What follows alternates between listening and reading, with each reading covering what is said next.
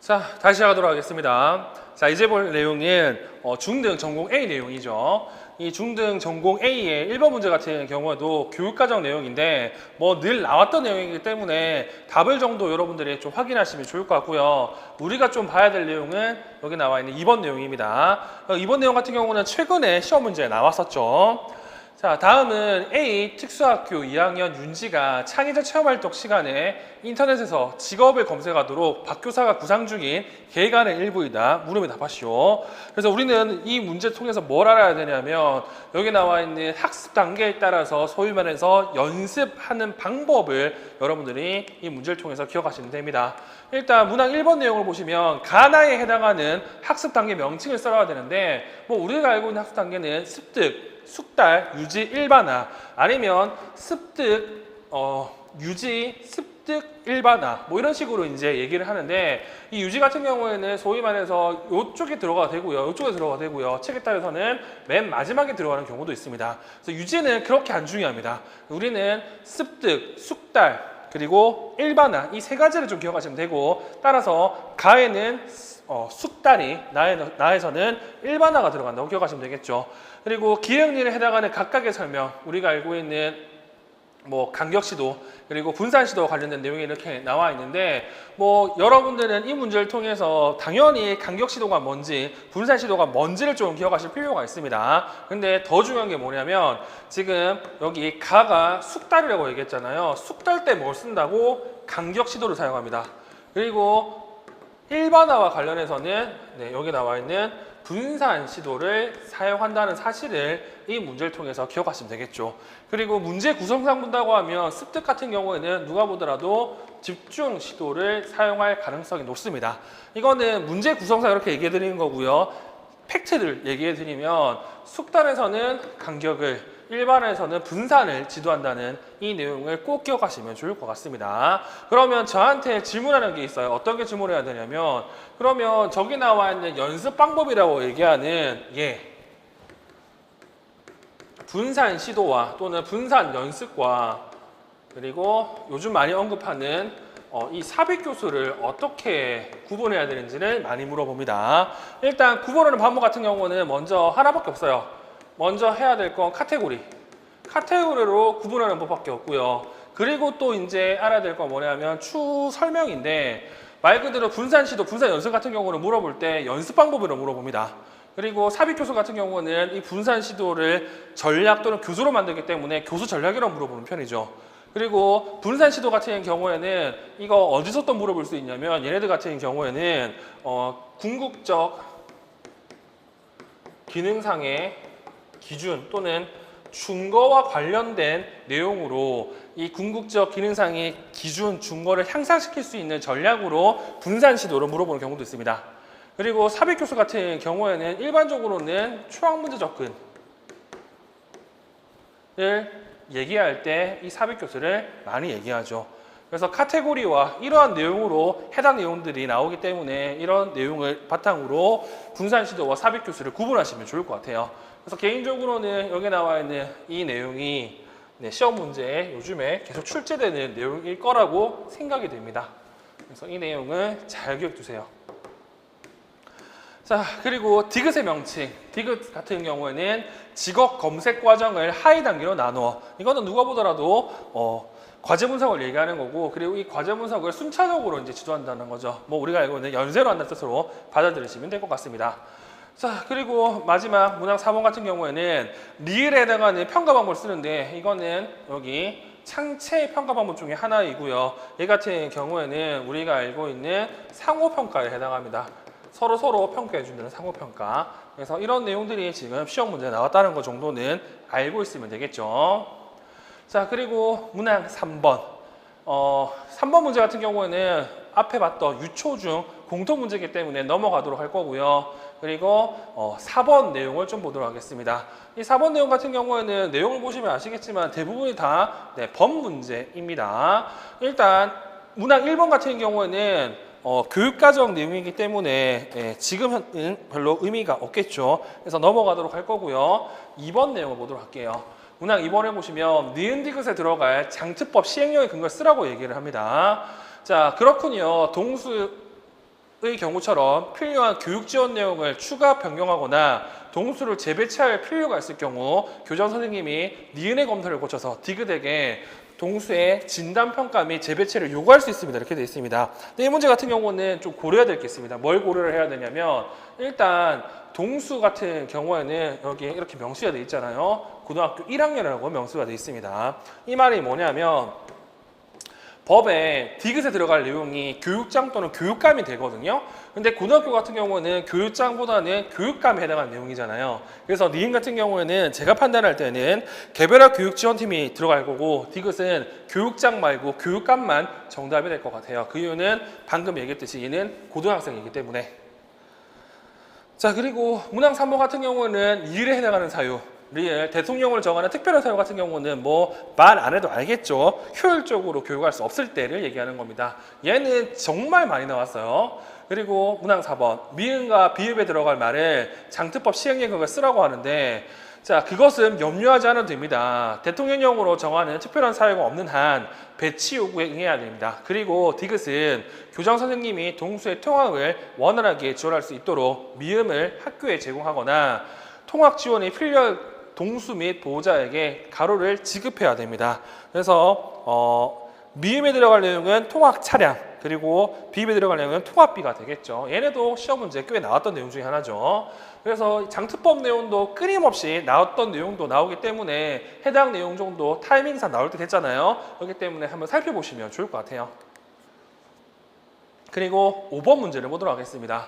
자, 5번 문제 같은 경우 지금 우리가 알고 있는 AIDD에서 11차 정의가 아니라 이제 2021년 같은 경우는 12차 정의가 나왔잖아요. 그래서 이 12차 정의를 여러분들이 꼭 알고 있을 필요가 있을 겁니다. 그래서 12차 정의 같은 경우는 개인적으로 초등 그리고 중등에서 무조건 낼 것 같아요. 그래서 12차 정의는 여러분들이 꼭 기억하시면 좋을 것 같고 12차 정의에서 제일 중요한 게 뭐다? 연령이죠. 연령이 22세로 이렇게 바뀌었습니다. 그래서 이 연령과 관련된 내용을 여러분들이 좀 기억하시면 될 것 같고요. 관련된 내용은 제가 문제로도 낼 거니까 여러분들이 확인하시면 됩니다. 자, 문항 1번. 자, AIDD의 지적장애 정의 및 지원 체계 근거에서 기흥리에 들어갈 말을 쓰라고 하는데 자, 일단 니은은 우리는 알 필요가 없죠. 왜? 11차 정의부터는 우리가 알고 있는 지원의 유형을 강제 확전이라고 얘기하지 않습니다.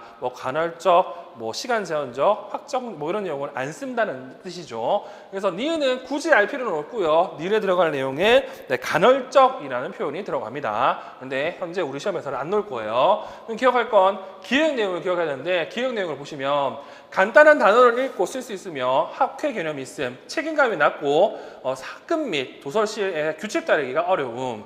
그래서 개념적 적응 행동에 비해 기억 적응 행동에 어려움이 있으면 이렇게 나와 있죠. 우리가 알고 있는 여기 책임감, 규칙 따르기 같은 경우는 사회적 적응 행동에 해당합니다. 그래서 기억을 사회적이라는 내용을 쓰시면 정답이 되겠죠. 자, 그리고 2번 디귿에 들어갈 말을 쓰라고 하는데 디귿 관련 있는 중요한 자극에 집중하기 어려움, 단기간에 사용할 수 있는 정보에 기억하는데 어려움이 있음. 디귿과 단기 기억력에 어려움이 있음이라고 되어 있습니다. 자, 여기 보시면 단기간 내에 사용할 수 있는 정보 기억의 어려움이 단기 기억의 어려움으로 설명되어 있고요. 관련 있는 중요한 자극에 집중하기 어렵다고 얘기했는데 이거는 우리가 알고 있는 주의집중의 하위 유형 중에 하나인 선택적 주의집중과 관련 있는 내용입니다. 그래서 디귿은 선택적 주의집중 쓰시면 정답이 되겠죠. 그리고 이 선택적 주의집중 관련해서는 이렇게 집중해야 할 중요한 단서를 강조한다는 지원 방안이 있고요. 그리고 단기 기억 어려움 같은 경우는 조직화, 시연한다는 내용도 이렇게 어려움이 있습니다. 자, 그리고 3번이죠. 그래서 아마 12차 정의 같은 경우도 여기 나와 있는 이 가정을 물어볼 가능성이 높습니다. 자, 11차 미국 지적장애 및 발달장애 협회에서는 지적장애 정의와 그 정의를 적용할 때 전제되어야 할 필수적인 가정들을 제시하였다. 이 중에서 가의 정보의 바탕으로 리을을 해석하는데 고려해야 할 가정 두 가지를 쓰라고 이렇게 나와 있죠. 자, 그러면 가 내용을 보시면 가의 리을 내용을 보시면 가 내용을 바탕으로 했죠. 가 내용을 보시면 경도 정치 지체를 가진 중학교 3학년 학생임, 대부분 1학년 학생으로 구성된 특수학교 배치되어 있으며 일부 교과는 통합학교에서 공부함. 여기서 눈에 넣는 게 뭐냐면 내 주위 환경이 특수학급인데 이때는 나보다 나이가 적은 애들을 해요. 그리고 얘 같은 경우는 다문화 과정이었기 때문에 한국어가 부족하다고 얘기합니다. 이와 관련된 과정 두 가지를 쓰시면 되겠죠. 리를 할 때. 자, 특수학급에서는 수업 차별나 다른 학생들과의 의사소통에 무리가 없는 편임. 국내 표준화된 지능검사 결과 지능 지수가 2표준편차 이하로 나타남. 이와 관련된 가정 두 가지를 써야 되는데 이 가정은 우리가 알고 있는 1번과 2번에 해당하는 가정이죠. 총 5가지 가정이 있는데 이 중에서 4번, 5번은 지원과 관련된 가정이고요. 첫 번째, 두 번째는 지금 보고 있는 이 내용과 관련된 내용이죠. 현재 우리 시험에서는 1, 2번 위주로 쓰라고 합니다. 1번 같은 경우는 다 필요 없이 사회적 맥락을 고려해야 된다. 그리고 2번 같은 경우는 문화적, 언어적 다양성도 고려해야 된다는 내용이 들어가잖아요. 그 내용들이 여기 나와 있는 이거 그리고 그 내용이 또 이거라고 이제 볼 수가 있습니다. 앞에 있는 내용 같은 경우에는 사회적 맥락을 고려해야 되고 2번 같은 경우에는 문화적, 언어적 다양성도 고려해야 된다는 내용으로 기억하시면 될 것 같습니다. 그래서 이 가정을 여러분들이 꼭 기억하시면 좋을 것 같아요. 그리고 6번 문제. 6번 문제 같은 경우도 아까 봤던 내용이죠. 따라서 관련된 내용은 넘어가면 되는데 이 중에서 지금 중등 같은 경우에는 얘는 좀 눈여겨봐야 됩니다. 어떤 거? 여기 나와 있는 디귿. 자, 정생동 장애 학생에게 적용 가능한 개념적 지도 문제 중 디귿에 해당하는 모델을 쓰라고 하죠. 자, 우리가 알고 있는 이 심리극 같은 경우에는 심리치료라고 이제 얘기를 하죠. 그렇기 때문에 저기 나와 있는 내용은 뭐에 해당한다? 정신역동적 모델이라고 볼 수가 있습니다. 그래서 이 문제는 초등과 그리고 유특에는 없는 내용이죠. 그래서 심리학, 심리치료는 우리가 알고 있는 정신역동 모델에 해당한다는 내용으로 해당 내용을 기억하시면 될 것 같고요. 그래서 이 심리학 관련된 내용을 잘 기억해 두시면 될 것 같습니다. 그리고 7번 문제. 이 7번 문제 같은 경우도 나왔던 내용이 좀 많이 나오거든요. 그래서 이거는 좀 중요한 내용들이 포함되어 있습니다. 일단 1문항 1번 기획을 위해 전환교육을 투입과 기초, 과정, 취업의 결과 3단계로 구분해서 중등학교 지역교육 프로그램을 강조한 전환 모형 한 가지 쓰라고 나오죠. 이 같은 경우는 누구의 뭐라고 쓰는 게 중요하잖아요. 그래서 이거는 위만과 관련 있고 위만의 장애 학생을 위한 3단계 전환 모형 또는 3단계 전환 지합 모형이라고 쓰시면 좋을 것 같습니다. 그래서 중등에서 제일 중요한 게 뭐냐면 현재는 지금 여기 나와 있는 이 전환 모델이 중요하고 이 전환 모델 중에서도 나오는 애들이 주로 나오잖아요. 그래서 얘도 엄청 눈에 띄는 내용 중에 하나입니다. 그래서 투입과 기초, 과정, 취업의 결과 3단계로 하고 얘는 중등학교 직업 프로그램에 강조한다는 사실을 기억하시면 되겠죠. 그리고 제가 저번에도 얘기했지만 기출문제 풀다 보면 올해는 이쪽에서 나올 가능성이 높다고 생각합니다. 자, 니은에다가는 지원고의 유형을 쓰고 이 유형의 장점을 써야 되는데 우리가 알고 있는 지원고 유형 같은 경우에는 총 4가지가 있잖아요. 그리고 이 지원고를 설명할 때는 자코치, 지고코치와 명명의 장애인들로 구성되는지가 중요한데 현재 니은 내용을 보시면 이렇게 개별적으로 한다는 내용이 나오죠. 그러면 우리가 알고 있는 지원고형 유형 중에서 하나 선택하면 개별 배치 모델을 쓰시면 됩니다. 이 개별 배치 모델 같은 경우에는 장점으로 뭐가 있다? 집중적인 지원 서비스가 가능하다는 이런 내용들로 답을 써주시면 좋을 것 같습니다. 물론 단점으로는 자코치형을 많이 받는다는 단점이 있죠. 자, 그리고 문항 3번 같은 경우에는 진로와 직업과가 있기 때문에 답을 살펴보시면 좋고요. 우리가 알아야 될 건 이 4번 내용입니다. 이 4번 내용 같은 경우는 최근에 초등시험 문제 나왔었잖아요. 그래서 제가 강조한 내용이 뭐냐면 이걸 강조했습니다. 이거. 교수 지원 내용. 이게 시험 문제 나올 가능성이 아주 높아요. 그래서 일단은 기억해야 될 건 지금 문제에서는 이렇게 명칭이 나왔지만 요즘 문제에서는 여기 나와 있는 이거를 물어보죠. 그래서 우리가 알고 있는 이 1단계, 2단계, 3단계와 관련된 질문들과 그와 관련된 교수 지원 내용을 이 문제에서 좀 기억하시면 좋을 것 같습니다. 그래서 무엇을 알아야 되고 어떤 교육을 해야 되고 무엇을 배웠는지 이 관련된 내용과 이 교수 지원 내용들을 좀 기억하시고 제가 늘 얘기하잖아요. 얘네들과 관련된 공통적인 교수 지원 내용들이 있어요. 그게 이제 우리가 알고 있는 선택하기와 그리고 문제 해결하기 이런 것들이 지금 공통적으로 언급되는 내용이거든요. 최소한 얘네들 정도는 여러분들이 알고 있는 게 좋습니다. 그리고 얘네들은 분명히 지금 중등에서 나올 가능성이 높다고 생각합니다. 중등은 해당 내용을 잘 기억하시면 좋을 것 같아요. 일단 답은 리을은 목표 설정, 그리고 미음은 목표 및 계획 수정이라고 쓰시면 됩니다. 이것도 이숙현 선생님에 나와 있는 책에 있는 내용 그대로 이제 문제를 낸 거죠. 자, 그리고 바로 전공 B를 좀 보도록 하겠습니다. 이 전공 B 같은 경우에도 우리가 좀 볼 내용들이 있겠죠. 일단 1번에 문항 1번 같은 경우는 교육과정 내용인데 제가 누누이 말씀드리지만 15개정으로 바뀌고 나서 기본교육과정 국어를 거의 안 물어봤습니다. 그래서 관련된 내용을 여러분들이 좀 확인하시면 좋을 것 같고요. 여기도 기본교육과정이 국어인데 이런 내용들을 잘 안 물어봤어요. 하여튼 이 내용을 잘 기억해 주십시오. 그리고 2번 같은 경우도 국어 내용이기 때문에 활용하시면 되고요. 우리는 3번을 볼게요. 자, 김 교사는 민수의 운동 기능을 평가한 후 컴퓨터를 이용해서 글쓰기를 지도하려고 한다. 민수에게 키가드가 부착된 1번 키보드를 사용하도록 하기 위해 제공할 수 있는 입력 보조 도구 한 가지만 쓰라고 이렇게 나와 있습니다. 일단 눈에 띄는 게 뭐냐면 얘 뇌성마비라고 합니다. 그리고 국어 사용이 어렵다고 해요. 그래서 쓰기 활동을 할 때 신체 경직으로 손이나 팔, 다리를 사용할 수 없다고 나와 있습니다. 그러면 기본적으로 소위 말해서 사지를 사용할 수가 없어. 근데 굳이 키가드를 이용한 일반 키보드를 사용한다고 해요. 그러면 쓸 수 있는 게 누가 보더라도 머리 정도는 쓸 수가 있겠죠. 그래서 머리를 움직일 수 있으면서 키보드를 누를 수 있는 보조기 기기를 쓰시면 되고, 그게 일반적으로는 헤드 스틱 또는 마우스 포인터, 그리고 마우스 스틱 이런 내용들로 여러분들이 답을 써주시면 됩니다. 답에는 마우스 포인터와 헤드 포인터가 있는데 이거 말고도 얼굴에 붙여가지고 이렇게 누를 수 있는 조우스 이런 것도 사용할 수 있어요. 그런 내용들로 여러분들이 확인하시면 좋을 것 같네요. 그리고 2번 문제. 2번 문제와 관련해서는 이 문제가 서답형으로 나오고 나서 유일한 진단 검사 도구와 관련된 내용입니다. 자, 일단 문항 1번 내용을 보시면 기역, 니을에 틀린 것 두 가지를 찾아 기울여 쓰고 발을 고치라고 하죠.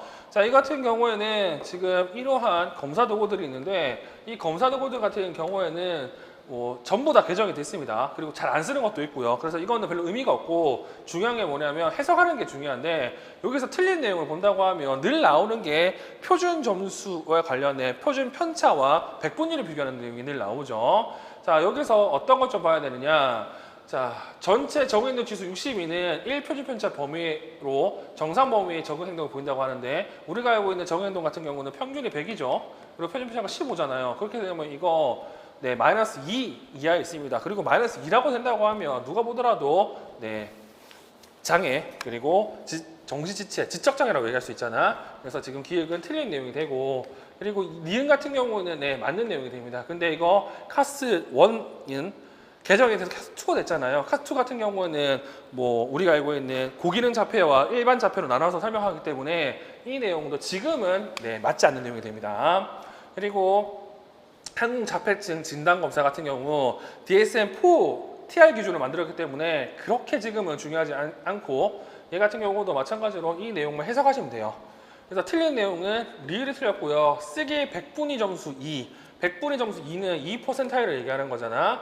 얘 같은 경우는 표준 편차 3 이하라고 하는데, 이거 계산해 보시면 알겠지만 2보다 약간 작고 3보다는 큰, 마이너스 3보다는 크고 마이너스 2 사이에 있습니다. 왜냐하면 마이너스 2가 2점 얼마이기 때문에 여기 마이너스 3 표준 편차 이하라고 얘기할 수 없다는 거. 그래서 늘 얘기했던 표준 편차와 백분위의 관계를 여러분들이 기억하시면 됩니다. 그래서 이 내용이 지금 유특에서 나왔던 칼지 3 내용과 동일한 문제라고 생각하시면 되겠죠.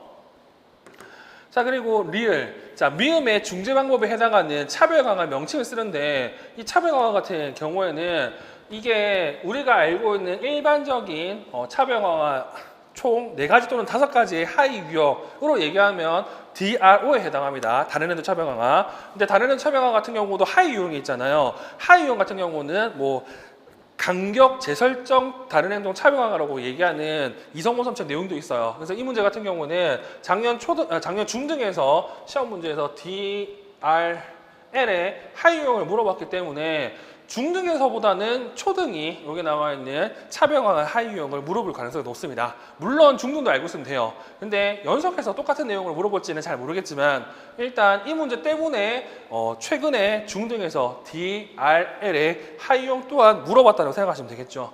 그리고 문항 3번 같은 경우는 뭐 작년 중등 시험 문제였잖아요. 그래서 이거는 뭐 더 설명할 것도 없습니다. 일단 지속시간 100분율 같은 경우에는 2명권을 구할 수 있어요. 근데 일반적으로 이거 주 관찰자만 써야 되는지 둘 다 써야 되는지 얘기하는데 저는 둘 다 써야 된다고 봅니다. 왜냐하면 명시를 안 해놨기 때문에. 일단 지속시간 100분율을 구하기 위해서는 이 40분에 이거 더하고 그리고 40분에 이거 더해가지고 각각에 나누면 되겠죠. 그럼 40분에 14 그리고 40분에 12라고 하면 지속시간 100분율은 각각 35, 30%가 나오고요. 평균 지속시간 일치도 같은 경우는 이렇게 하나하나의 IOA를 이렇게 구해야 되잖아요. 그렇게 본다고 했을 때 뭐 3분의 4분의 3 그리고 5분의 5 그리고 5분의 4 이거 계산해 보면 85%가 이렇게 나옵니다. 그래서 이 문제 같은 경우에는 지금 시험 문제 많이 나오는 내용이다. 따라서 얘도 초등에서 나올 가능성이 있다고 봐요. 자, 그리고 4번. 자, 시옷의 그래프를 보고 표적 행동의 변화 결과를 해석하라고 하는데 이 문제 같은 경우도 소위 말해서 함정이 있습니다. 그냥 아무 생각 없이 이걸 해석하면 안 돼요. 무슨 말이냐? 이거 ABAB 설계이기 때문에 누가 보더라도 기른적 관계를 얘기할 수 있습니다. 근데 기른적 관계를 얘기할 때 여기 나와 있는 평균 수준선을 언급을 해줘야 돼요. 즉 우리가 알고 있는 자료 수준 분석이잖아. 그러면 자료 수준 분석이기 때문에 꼭 얘기해야 될 게 이 기초선의 평균과 이 기초선의 평균 차이가 크고 이게 반복되기 때문에 어떻게 된다? 기능적 관계가 있다고 얘기를 해주셔야 됩니다. 그래서 여기 나와 있는 시각적 분석과 관련된 개념이 처음으로 이렇게 언급이 되었다는 것도 확인할 수가 있습니다. 자, 다음 3번 문제. 이 3번 문제도 엄청 잘 냈다고 생각하는데 일단 1번 문제 같은 경우는 더 할 말이 없죠. 왜냐? 확실한 자료나 근거가 없다면 혹시 잘못된 결정을 하더라도 학생의 미래에 가장 덜 위험한 결과를 가져오는 교수적 결정을 해야 돼요. 이거 그 다음 문제들을 살펴보시면 저거를 아예 개념을 쓰는 게 나오잖아요. 그래서 저거는 뭐 당연히 외우셔야 되죠. 그래서 제가 원하는 건 재와 관련된, 그러니까 최소 위험 가정과 관련된 기본 전제들 있잖아. 걔네들의 개념들을 저렇게 쓸 수 있으면 좋을 것 같습니다. 자, 그리고 이 니은의 시험 방법 조정에 얘는 보편적 학설계 3가지 원리 중 어떤 것을 3가지 쓰라고 하는데 이때 같은 말 하더라도 우리가 알고 있는 2.0 버전의 보편적 학설계 원리는 아닙니다. 그렇기 때문에 1.0을 써야 되는데 1.0이 2.0과 명칭이 좀 다르잖아요. 뭐 그래도 우리는 2.0 정도만 알고 있으면 되겠죠. 다양한 방식의 행동과 표현 수단 제공. 그래서 니은 내용을 보시면 구두로 답하거나 컴퓨터를 사용해서 답하기, 대필자를 통해서 답을 쓰게 할 수 있어요. 다시 말해서 아는 거 이렇게 아프다는 내용으로 쓰시면 정답이 됩니다. 자, 그리고 3번 디귿이 적절하지 않는 이유로 쓰라고 합니다. 디귿 받아쓰기 시험 시간에 대필해 주는 것이 적절하지 않아요. 자, 여기 보시면 이 내용에 시험 보는 방법을 조정해 줄 수 있냐. 이 조정이 지금 쓰는 말로는 평가 조정이라고 본다고 하면 이 평가 조정을 할 때 대필을 적절하지 않다라고 얘기를 합니다. 왜 그러냐? 자, 얘 누가 보더라도 지체장인데 그러면 우리가 알고 있는 이 받아쓰기 시험 같은 경우에는 뭐 표기 처리라든지 그리고 뭐 의문 처리, 형태 처리와 같은 이러한 철자와 관련된 기술이 있어야 받아쓰기를 잘할 수 있어요. 근데 이걸 대필을 해주면 어떻게 된다고? 이런 기술을 제대로 평가할 수가 없죠. 그러니까 얘 같은 경우에는 적절하지 않다고 쓰시면 됩니다. 즉 우리가 알고 있는 평가 조정 같은 경우에는 평가의 본래 목적을 해치지 않은 선에서 바꿔주는 거기 때문에 대필을 하면 받아쓰기는 안 된다고 써주시면 정답이 되겠죠. 그리고 개인적으로 엄청 잘 냈던 문제가 생각되는 건 4번 문제입니다. 이거는 우리가 알고 있는 중다, 중복과 그리고 협력 교수를 묶어서 낸 문제예요. 일단 여기서 중요한 게 뭐냐면 이게 중요합니다. 자, 자, 개별적 지도를 할 수 있는 협력교수 형태는 교수 지원, 대안적 교수, 팀티칭이라는 것 정도는 기억하시면 되겠죠. 자, 그리고 여기서 그러면 왜 이게 중다 특성을 고려하면 니을이 적절할 수 있냐고 물어보면, 중다 같은 경우는 같은 걸 배우는데 수준이 다른 거잖아요. 그렇게 봤을 때 대안 같은 경우는 뭐 대집단 그리고 소집단으로 이렇게 나눠가지고, 대집단은 일반적인 정규과정, 일반적인 내용을 배우고, 소집단 같은 경우는 심화와 그리고 보충 과정을 배우잖아. 그렇게 봤을 때 수준이 다른 애들 같은 경우 이런 식으로 총 3가지 수준으로 지도할 수 있기 때문에 당연히 여기 대안 교수는 적절하다고 볼 수 있습니다. 그래서 저는 개인적으로 이 문제 엄청 잘 냈다고 생각하거든요. 그래서 여기 나와 있는 이 3번과 4번 관련된 개념을 이 문제를 통해서 기억하시면 좋을 것 같네요. 그리고 4번 문제. 앞 문제에 비해서는 좀 수준이 떨어지는 내용이라고 저는 봅니다. 일단 문항 1번에 보시면 기획에 들어갈 지팡이 사용 기법의 용어를 쓰고, 이 기법에 해당하는 지팡이 주된 기능을 써야 되는데, 기획이 뭐냐? 기획은 이렇게죠. 지팡이를 몸의 앞쪽으로 가로질러 잡고 지팡이 끝을 지면으로 약간 들으면서 보행하는 대각서법을 얘기합니다. 뭐 대각서법이든 아니면 우리가 알고 있는 뭐 자기보호법이든 간에 대각서법은 지팡이, 자기보호법은 손이 되겠죠. 얘네들 목표는 전부 다 보호, 신체를 보호하는 거예요. 특히 이 부분 몸통을 보호하는 거거든요. 그래서 여기 보호 프로젝트 역할을 한다고 쓰시면 정답이 되겠죠. 그리고 니은 디귿, 니은 친구들이 지나다니는 발자국 소리, 디귿 계단 난간. 쉽게 얘기해서 방향 정의 같은 경우는 책마다 좀 다르지만, 친구들이 지나다니는 발자국 소리 같은 경우는 그때그때 달라지는 단서를 얘기하는 거고요. 계단 난간 같은 경우에는 바뀌지 않는 지표를 얘기하는 거죠. 그래서 지표와 단서의 차이점을 쓰시면, 하나는 항상 이용할 수 있는 정보고 하나는 그때그때마다 이용할 수 있다는 이러한 영구불변의 특성을 가지고 있습니다. 그래서 이런 내용을 여러분들이 확인하시면 될 것 같아요. 그리고 리을 같은 경우에는 굳이 안 읽어도 되겠죠. 예절실이고요. 이거 계속 나옵니다. 예절실도. 예절실, 보건식 이런 거. 그리고 미음, 이응 상황에서 적절하지 않는 걸 찾아야 되는데, 적절하지 않는 것보다 나머지 내용이 더 중요합니다. 어차피 틀린 내용은 미음이죠. 이 미음은 말장난이죠. 무슨 말이냐? 시각장애인이 누구라고? 시각장애인이 경호입니다.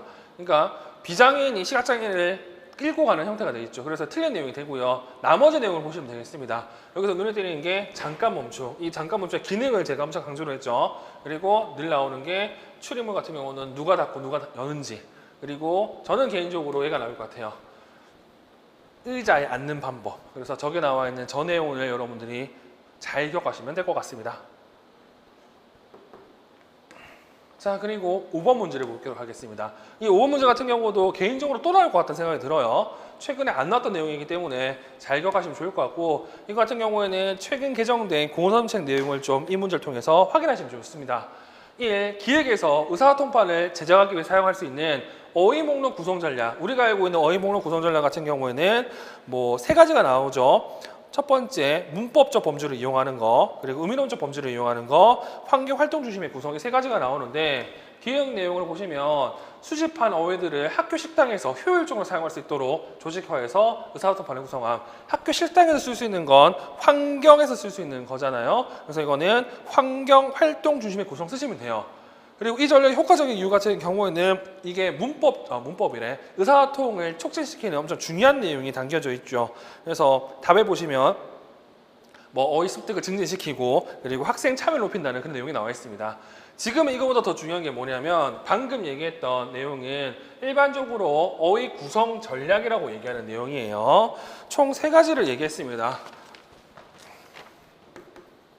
문법적 범주를 이용한다. 그리고 의미론적 범주를 이용한다. 그리고 마지막에 답인 환경, 활동 중심으로 구성한다는 내용이 있는데, 이거와 똑같은 형태로 고은 선생님 책, 그리고 박현주 선생님 AAC 책에서는 이 내용이 어떻게 설명되어 있냐면요. AAC 구성 요소 중에서 우리가 알고 있는 전략이 있죠. 이 전략을 크게 두 가지로 언급합니다. 첫 번째가 시각 장면 디스플레이. 그러니까 전략에는 시각 장면 디스플레이가 있고 그리고 격자 디스플레이가 있는데 이 격자 디스플레이가 지금 보고 있는 이 어휘 구성 전략과 동일한 설명을 하고 있습니다. 여기 나오는 격자 디스플레이 같은 경우는 세 가지 하위 유형이 있는데 첫 번째가 의미 구문 격자 디스플레이, 두 번째가 분류학적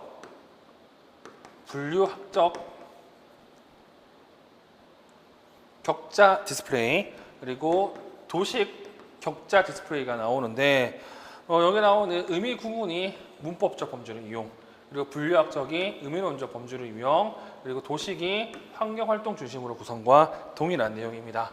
그래서 이 내용 같은 경우는 이런 용어로도 충분히 시험 문제 나올 것 같거든요. 특히 초등에서. 물론 중도도 알고 있으면 좋겠지만, 그래서 여기 AAC하고 관련된 전략에 이런 내용이 있다는 사실을 기억하시면 되고, 관련 내용은 아마 문제에서 볼 겁니다. 모의고사 문제에서.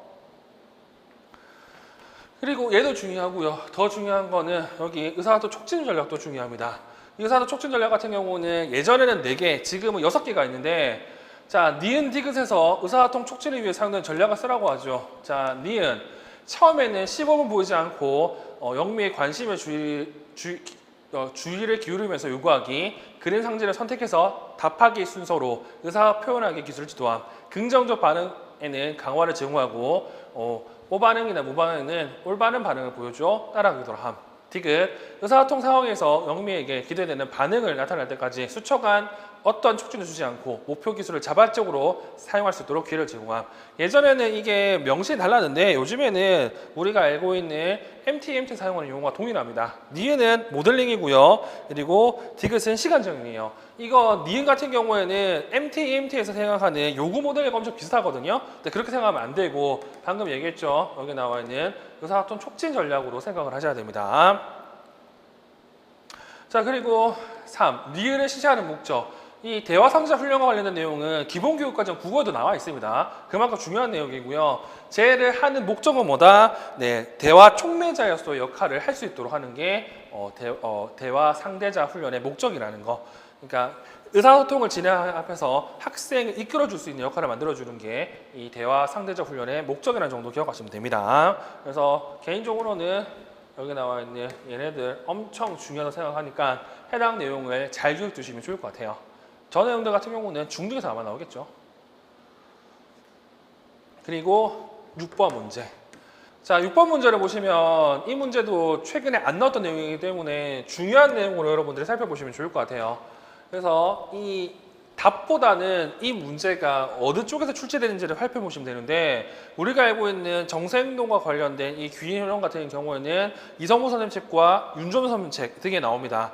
근데 윤정현 선생님 책에 나와 있는 내용이 일반적인 와이너 이론이고요. 이성무 선생님 책은 좀 다른 내용이 나와 있죠. 특히 여기 나와 있는 노력 같은 경우에는 일반적으로 노력은 일시적 노력과 그리고 지속적 노력으로 나누는데, 이성무 선생님 책 같은 경우는 이거를 나누지 않고 노력을 일시적 노력으로 얘기를 합니다. 그래서 이 문제 같은 경우는 좀 고민해야 될 내용이고요. 이 문제보다는 더 중요한 건 와이너의 귀인이론에서는 통제 소재, 그리고 안정성, 그리고 통제 가능성 이라는 세 가지 차원에서 귀인을 얘기한다고 기억하시면 되죠. 이 귀인 같은 경우는 총 8가지 내용이 나오잖아요. 8가지 내용이 귀인이고 이 귀인을 설명하는 세 가지가 차원이라는 것 정도는 여러분들이 이 문제를 통해서 기억하시면 됩니다. 그래서 1번에 들어갈 내용은 능력, 2번에 들어갈 내용은 불안정, 그리고 3번에 들어갈 내용은 학습자 외부라고 쓰시면 정답이 되겠네요. 그리고 2번 내용 같은 경우 리을과 미음의 기억법을 사용하고 두 기억법 간의 차이점 한 가지를 써놨는데, 제가 누누이 말씀드리지만 이 내용 같은 경우에는 김혜아 선생 내용이 조금 여러분들에게 혼란을 줄 수 있는 내용이 담겨져 있어서 여러분들이 이렇게 많이 생각합니다. 근데 답은 이거밖에 안 돼요. 왜 그러냐면 기본적으로 여기 나와 있는 핵심어법 같은 경우 늘 얘기하는 게, 얘는 청각적 유사성을 이용해서 시각적 이미지를 통해서 기억하는 겁니다. 두 가지로 이미지 이미지. 그리고 여기 나오는 패거워드 같은 경우에는 청각적 유사성을 얘기하는데 이때 말하는 청각적 유사성은 숫자와 비슷한 청각적 유상을 얘기하거든요. 그래서 얘 같은 경우는 숫자를 사용하기 때문에 순서를 기억할 수 있어요. 그래서 핵심요법과 패거워드법 같은 경우는 공통적으로 얘기할 때는 얘밖에 안 돼요. 차이점을 얘기하면 방금 얘기했듯이 핵심요법은 시각적 이미지를 사용하고 패거워드는 숫자를 이용해서 순서를 나타낼 수 있다고 쓰시면 돼요. 근데 여기서 문제가 되는 게 뭐냐면 이 핵심요법이 워낙 좋거든요. 그래서 패거워드법 같은 경우에도 여기 나와 있는 시각적 이미지를 사용하는 경우가 있습니다. 근데 원칙상은 사용하지 않아요. 그래서 보통 핵심요법과 패거워드법을 같이 쓴다고 했을 때는 패거워드의 이 숫자와 핵심요법의 시각적 이미지를 같이 쓰는 경우를 말합니다. 근데 이렇게 기면삼층은 설명이 되어 있습니다.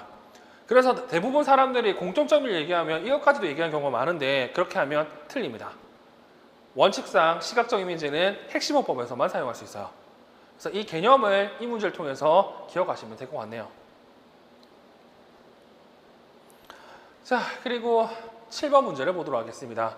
자, 이 7번 문제 같은 경우에도 늘 나오는 애인데 이 문제도 시험 문제 나와서 좀 말이 많았던 문제 중에 하나입니다. 자, 1. 가해 청각장애 학생들 중 외의나 중의의 손상이 있는 학생 이름을 모두 쓰라고 나오죠. 자, 외의나 중의의 손상이 있다는 뜻은 최소한 저음성 청각장애가 돼야 되는데, 자, 여기 나와 있는 병철 같은 경우는 기도, 골도, 차이, A, B 계부를 본다고 하면 얘 같은 경우에는 감음성, 감각신경성이 될 거고, 수미 같은 경우는 전음성이 될 거고, 지우 같은 경우는 전음성과 그리고 감음성이 함께 있는 혼합성이 되겠죠. 그러면 기도 부분에 문제가 있는 애 같은 경우는 수미와 지우가 된다는 걸 확인할 수가 있습니다.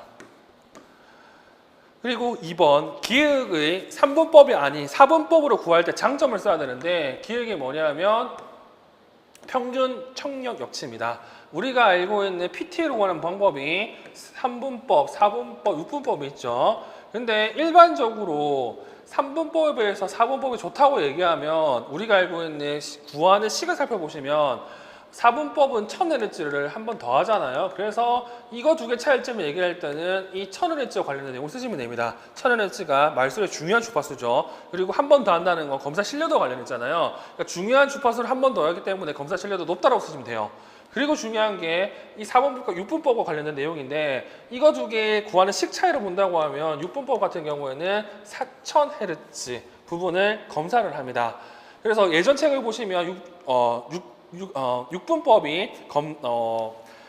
6분법이 장애 진단과 그리고 소음성 난청에 도움을 준다고 얘기하는데 어차피 지금은 장애 진단은 상관없기 때문에 6분법을 얘기하면 이제 4000Hz를 할 수 있는 소음성 난청과 관련 있는 내용으로 여러분들이 쓰시면 정답이 될 거예요. 그래서 이 문제는 얘가 더 중요합니다. 이제 6분법은 소음성 난청과 관련 있구나. 그리고 3번 문제 같은 경우 니은과 같이 청력 여치를 표현할 때 IL과 SPL이 아니라 H를 사용하는 U를 쓰라고 하는데 저 HL이라는 뜻이 이제 가청 여치이잖아요. 히어링 레벨. 그래서 나머지들 같은 경우는 소리의 크기나 소리의 압력을 표시하지만 HL 같은 경우는 인간의 가청 여치를 나타내는 거기 때문에 당연히 얘는 사용할 수밖에 없겠죠. HL 같은 경우. 그래서 여기서 여러분들이 기억할 내용이 뭐냐면 이 데시벨 HL 같은 경우에는 알다시피 평균적인 청력을 가지고 있는 사람 그리고 평균적인 청력을 가지고 있는 사람을 비교할 때 이 데시벨 HL 단위를 씁니다. 즉, 이 평균과 평균을 비교했을 때 어느 사람이 더 잘하나 못하나 나타나기 때문에 이 수치가 마이너스로 나타나면 평균보다 더 잘 듣는다는 뜻이죠. 그 내용이 여기 나와 있는 4번 문제이고요. 그래서 4번 내용 같은 경우도 우리가 알고 있는 데시벨 H의 개념을 알고 있어야 쓸 수 있는 내용이에요. 그리고 5번 문제가 이 문제에서 논란이 됐던 내용인데 뭐가 논란이 됐냐면 일단 답을 먼저 얘기해 보시면 답은 2번과 4번입니다. 2번과 4번. 수미에게는 완전한 문장보다는 한두 단어로 말해준다. 아니죠. 완전한 문장을 얘기해야 잉여성 높기 때문에 훨씬 더 잘 들을 수 있어요. 그리고 4번 지우가 독학이 가장 좋은 자리를 교사가 임의로 지정해 주는 게 아니라 협의해서 앉혀야 됩니다. 그리고 맨 앞자리도 안 되고요. 그래서 답은 2번과 4번이라 얘기하는데 뭐가 문제가 됐냐면 1번이 문제가 됐습니다. 자, 청각을 주된 의사소통 채널로 사용하는 병철이는 FM 시스템 수신기를 착용해서 수업에 참여한다. 교사는 FM 시스템 마이크를 착용한 채 교실 안을 자유롭게 움직이며 설명한다고 돼 있죠. 이게 알다시피 뭐 보청기를 하든 인공호흡 수술을 하든 간에 청각장애들 같은 경우는 시각적 지원과 청각적 지원을 동시에 주는 게 원칙입니다. 근데 만약에 자유롭게 돌아다니면 이걸 못 하잖아요. 그래서 1번을 틀렸다고 사람들이 엄청 많아요. 근데 여기 이렇게 나와 있잖아. 청각을 주된 의사소통체로 사용하는 방철이는. 그렇기 때문에 얘는 청각적 지원만 해도 괜찮습니다. 그래서 1번은 맞는 내용이 돼요. 그래서 이 문제 같은 경우도 출제하고 나서 좀 말이 많았던 문제라고 생각하시고 그 이유를 이 문제를 통해서 확인하시면 됩니다. 자, 이렇게 해가지고요. 네, 중등 문제까지 살펴봤죠. 이 추시 문제 같은 경우는 앞에서도 설명한 것처럼 얘네들은 맥락이 없는 문제들이 많습니다. 그래서 방금 제가 얘기했던 좀 봐야 될 내용만 보시고요. 나머지 내용들 같은 경우는 그렇게 눈여겨보실 필요도 없습니다. 심지어 지금 이 문제 같은 경우는 거의 뭐 10년 넘었던 문제이기 때문에 이 똑같은 내용으로 시험 문제 물어보기 힘들어요. 현재 내용을 반영해서 문제를 낼 거니까 이 문제에 나와 있는 소재를 여러분들이 확인하시면 좋을 것 같습니다. 이렇게 해서 연도별 기출 강의는 끝내도록 하겠습니다. 네. 오랜 시간 동안 강의를 진행했고, 그리고 제가 여러 가지 일 때문에 원래 업로드될 시간에 업로드 못했던 점은 여러분들에게 진심으로 사과한다는 말씀을 전해드리고요. 여러분들이 이 문제를 통해서 한 문제라도 더 맞추면 이 수업에 대한 목적을 달성한 거라고 생각하시면 좋을 것 같습니다. 늘 하는 말 있잖아요. 오늘도 재미없는 수업 들어서 감사하고요. 내일도 최선을 다하겠습니다. 수고하셨습니다.